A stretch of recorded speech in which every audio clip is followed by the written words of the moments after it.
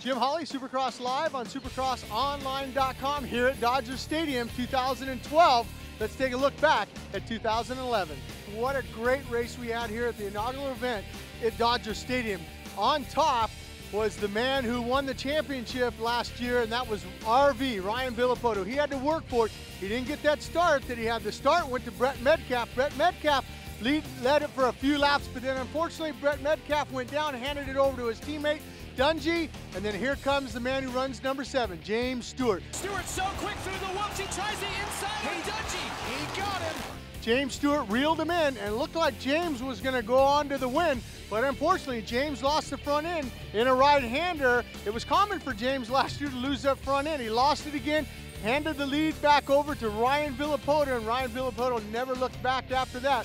The inaugural Monster Energy AMA Supercross, an FIM World Championship victory at Dodger Stadium goes to Ryan Villopoto. Here tonight at Dodger Stadium, the track is going to be treacherous. We thought it was going to be just a complete mutter, but the guys at Feld and Dirtworks, they've done a great job on preparing this track. It's going to be a great main event.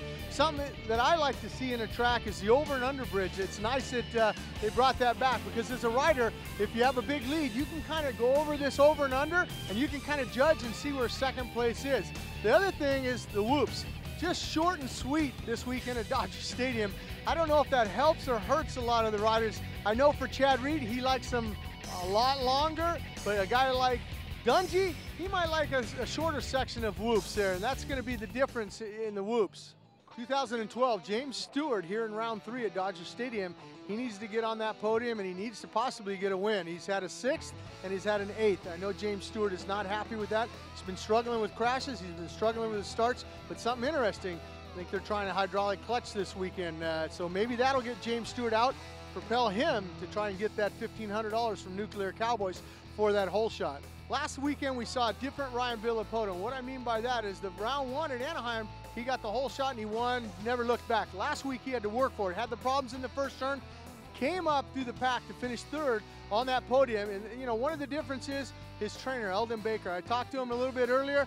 You know, at one point, Eldon told me that Ryan Villopoto was up to 175 pounds. Well, now this year, he's down to 150 pounds.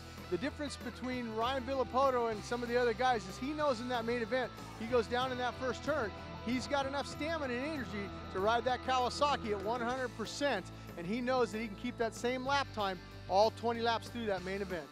Last weekend in Phoenix, Ryan Dungey came away with that win, the first win in the Supercross class for KTM as a manufacturer. They've been working hard in the off-season. The production and the development of that motorcycle has surpassed anybody's expectations. Everybody thought Ryan Dungey was going to take a while to maybe get one of those wins, but round 2, Dungey already comes away with a win. KTM, they've been doing their homework.